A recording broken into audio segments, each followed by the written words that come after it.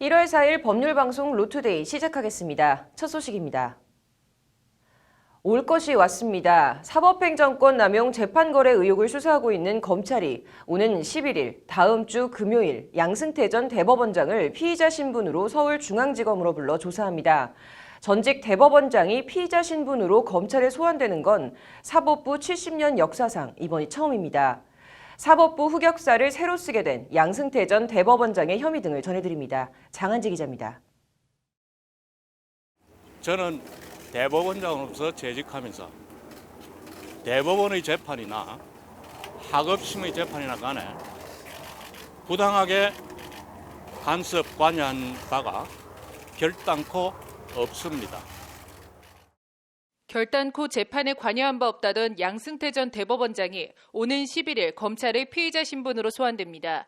초대 가인 김병로 대법원장부터 현 16대 김명수 대법원장까지 전직 대법원장이 형사사건 피의자 신분으로 검찰 소환 통보를 받기는 헌정사상 처음 있는 일입니다.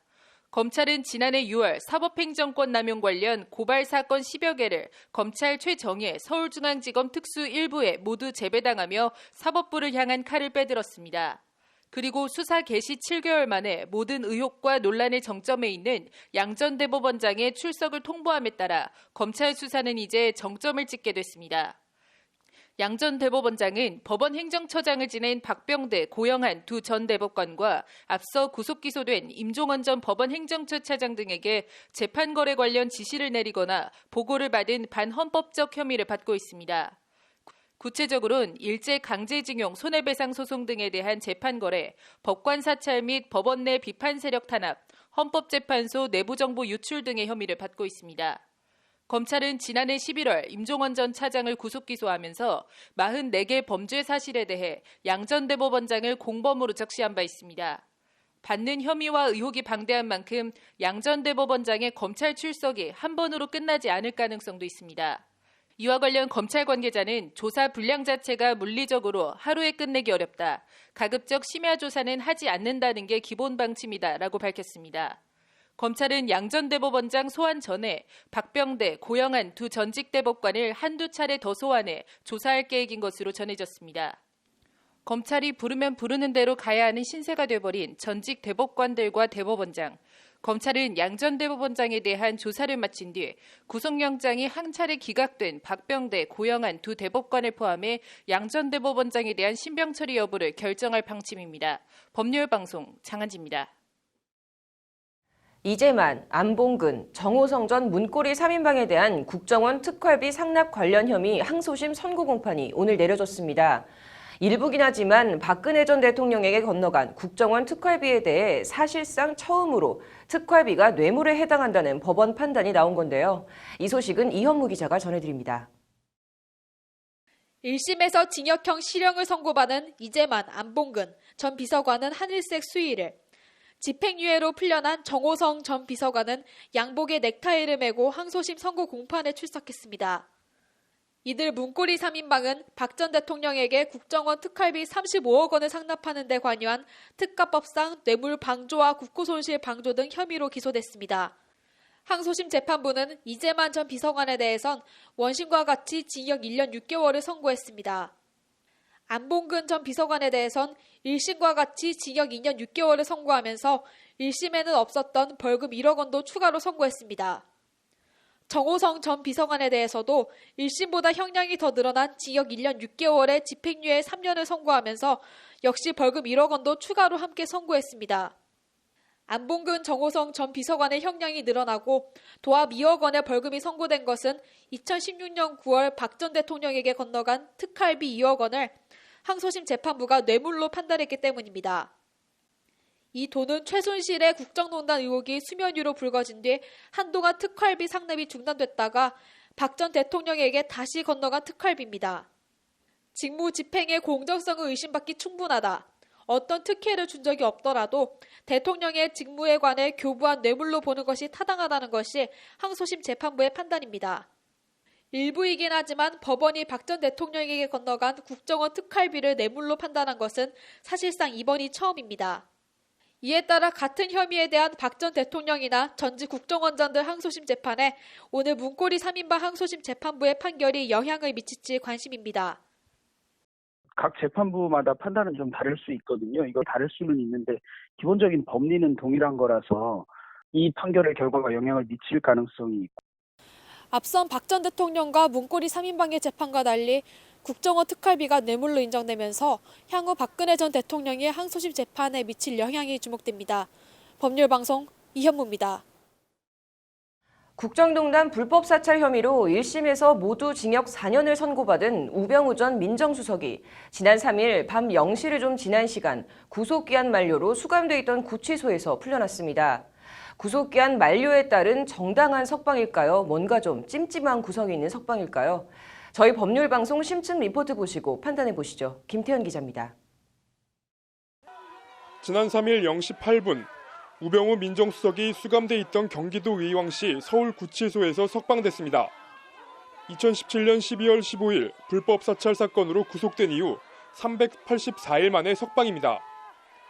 구치소 앞엔 극우단체 회원 100여 명이 태극기와 성조기, 꽃다발, 애국열사 우병우 석방 환영이라고 쓰인 피켓 등을 들고 우 전 수석의 석방을 반겼습니다.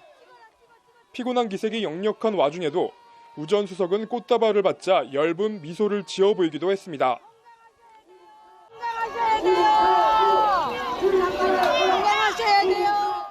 앞서 검찰은 우병우 전 민정수석에 대한 두 번째 추가 구속영장 기한 만료가 다가오자 우 전 수석에 대한 세 번째 추가 구속영장 발부를 우 전 수석 항소심 재판부에 요청했습니다. 우 전 수석이 혐의를 부인하며 다투고 있어 증거인멸 등의 우려가 있다는 것이 검찰의 영장 연장 요청 사유입니다. 재판부는 하지만 검찰 요청을 기각하고 우 전 수석을 풀어줬습니다. 법원 안팎에선 상당히 이례적인 결정이라는 평가가 중론입니다. 구속과 두 번의 영장 연장 당시와 사정이 달라진 게 없는데 1심에서 징역 4년을 선고받은 피고인의 구속기한 연장을 받아들이지 않은 건 극히 이례적이라는 겁니다.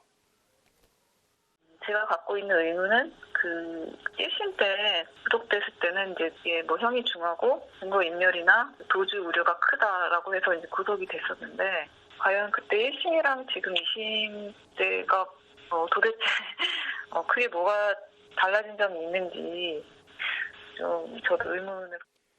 구속기한이 세 차례씩 연장된 국정농단 다른 피고인과의 형평성도 논란입니다. 실제 김기춘 전 실장은 세 차례 연장 끝에 수감 562일 만에, 차은택 전 단장은 745일 만에, 김종 전 차관도 2년 넘게 수감돼 있다 풀려났지만 우 전 수석만 세 번째 구속기한 연장 없이 384일 만에 풀려났습니다. 좀 더 일관성 있게 판단을 해주었으면 하는 아쉬움이 있습니다. 어떤 사람은 구속기간을 연장하고 어떤 사람은 연장하지 않는 경우 국민들은 좀 의아하게 바라볼 것이 틀림없기 때문이죠. 무엇보다 일반 국민, 보통 사람이었어도 풀어졌겠냐는 비판과 지적이 법원으로선 가장 곤혹스럽고 아픈 부분입니다. 왜냐면 징역 4년이 선고됐는데 이 정도면은 충분히 도주 우려는 그냥 인정이 되거든요. 보통 사람들 같은 경우는. 그런데 실형 4년이 선고된 사람을 영장을 연장 안 시켜준 거는, 구속기간 연장 안 시켜준 거는 좀 문제가 있다고 저는 생각하거든요. 법원 안팎에선 우 전 수석의 구속기한 만료 석방을 두고 다시 한번 법꾸라지라는 말이 회자되고 있습니다.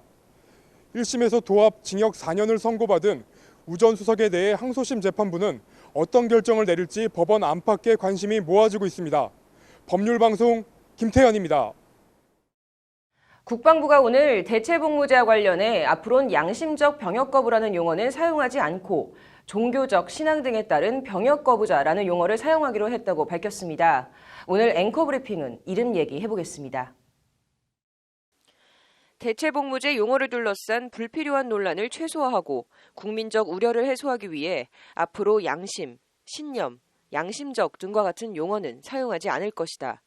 최연수 국방부 대변인이 오늘 오후 용산 국방부 청사에서 기자회견을 열고 한 말입니다. 이는 군에서 병역 의무를 이행했거나 이행 중이거나 이행할 사람들이 비양심적 또는 비신념적인 사람인 것처럼 오해될 수 있다는 국민적 우려를 고려한 것이라는 게 최 대변인의 설명입니다. 최 대변인은 그러면서 향후 정부는 이를 대신해 종교적 신앙 등에 따른 병역 거부자 대체 복무로 용어를 통일해 사용하고자 한다고 덧붙였습니다. 추후 일정에 대해선 최 대변인은 향후 관계부처 협의와 법제처 심사 등을 거쳐서 정부안을 국회에 제출할 예정이라고 밝혔습니다. 국방부는 앞서 지난달 28일 교도소 36개월 합숙을 골자로 하는 대체 복무에 관한 법률안을 입법 예고한 바 있습니다. 선생님께서 정치를 한다면 장차 무엇을 먼저 하시겠습니까? 제자 자로의 질문에 공자는 나는 반드시 이름을 바르게 하겠다. 피라 정명호 5글자로 답합니다. 사물은 반드시 바른 자리를 찾아가야 한다는 공자의 이른바 정명 사상입니다. 누구는 양심 있고 누구는 양심이 없어서 군대 가서 총 들고 나라 지키냐라는 식의 해묵은 소모적 논쟁이 최연수 대변인 말처럼 국방부 이번 조치로 해소되길 바라봅니다. 앵커 브리핑이었습니다.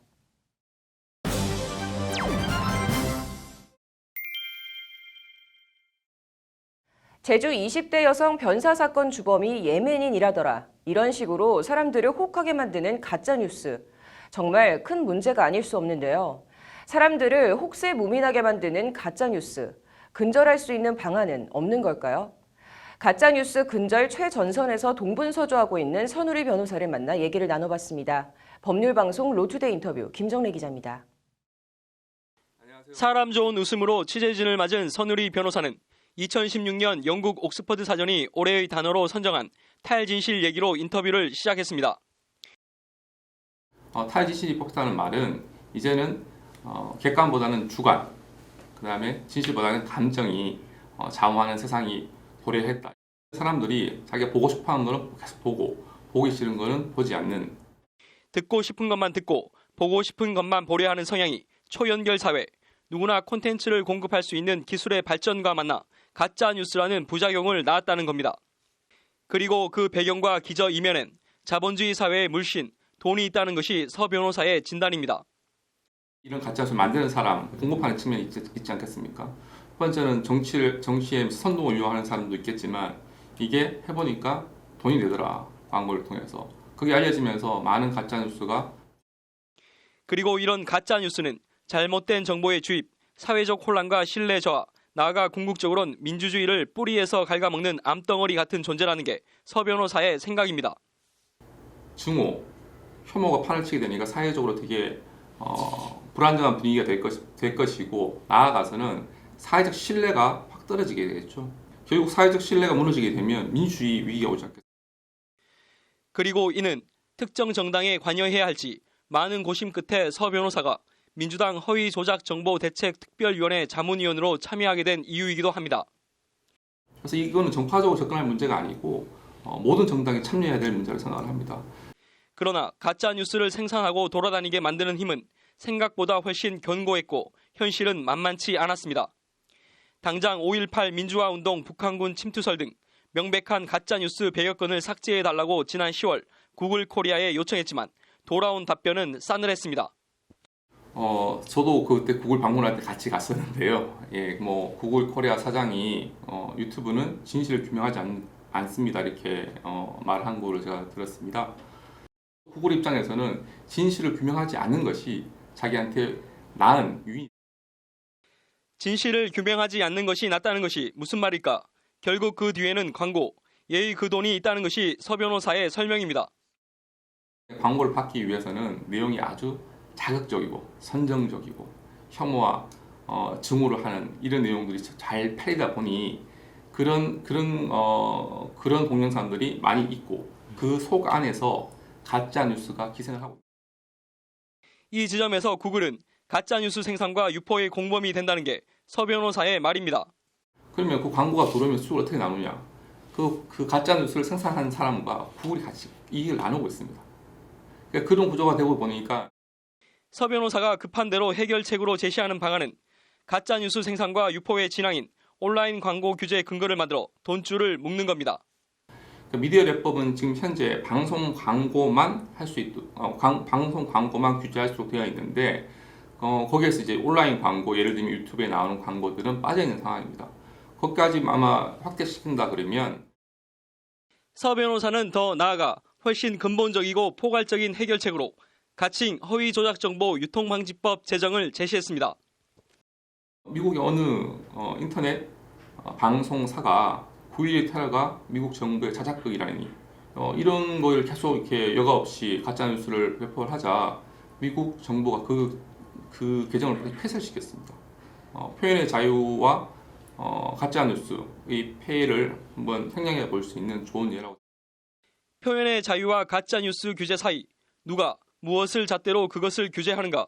이 문제에 대한 사회적 합의를 도출해내는 것이 무엇보다 필요하고 중요하다는 게 서 변호사의 말입니다.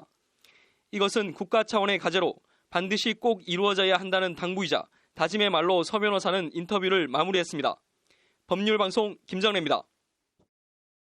이어서 법조계 소식 전해드리겠습니다.